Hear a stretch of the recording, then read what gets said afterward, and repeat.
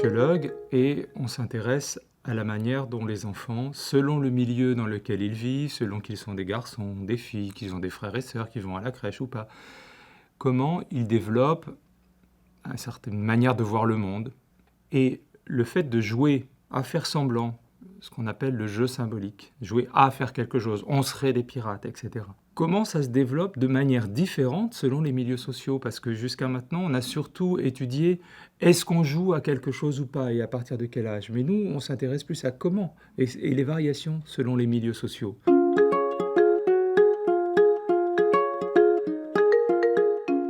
Alors, on a pu observer des choses auxquelles on s'attendait. Les filles s'occupent plus souvent d'un bébé, enfin de jouer à s'occuper d'un bébé. Les garçons plus souvent jouent à conduire un engin ou une voiture, etc.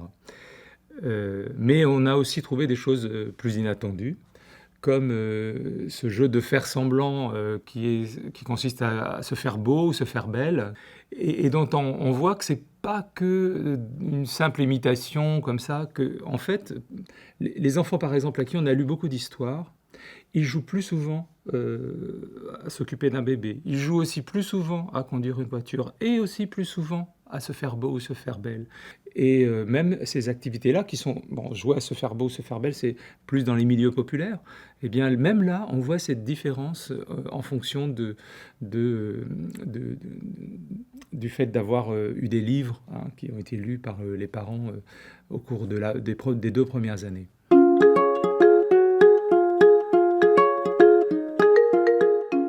Les résultats les plus surprenants, c'est d'abord qu'il y a des variations sociales. On ne joue pas tout à fait aux mêmes choses selon les milieux sociaux, pas seulement selon le sexe, qui est un facteur très très fort.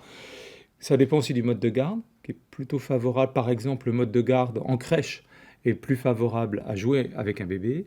Le mode de garde à la maison est plus favorable au fait de jouer à se faire beau ou à se faire belle. Mais dans les deux cas, que ça soit pour s'occuper d'un bébé ou jouer à se faire beau ou se faire belle, le fait qu'on vous ait lu des livres est favorable dans les deux cas.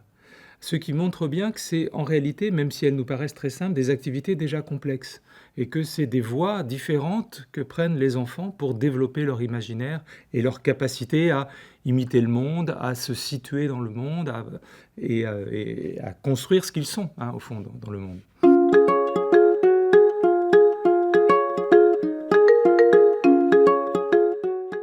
Bon, ça va être intéressant d'étudier les liens entre le jeu à 2 ans et le jeu à 3 ans ou à 5 ans. Parce que, en fonction des parcours des enfants, on peut prendre le jeu comme un indicateur de l'évolution de l'enfant. Donc ça peut déjà être intéressant. Et puis ça va se croiser avec d'autres facteurs. Il y a l'école à partir de 3 ans. Donc là, ça va être intéressant de voir aussi, selon l'expérience de l'école qu'ont les enfants, est-ce que ça affecte leur développement et ce qu'ils sont, comment ils voient les autres. À 5 ans, c'est un moment clé du développement de l'identité de l'enfant, de se percevoir comme garçon, comme fille, de manière consciente et assumée, parce qu'il y a le regard des autres. Il y a le regard des garçons qui pousse à être un garçon, le regard des filles qui pousse à être une fille.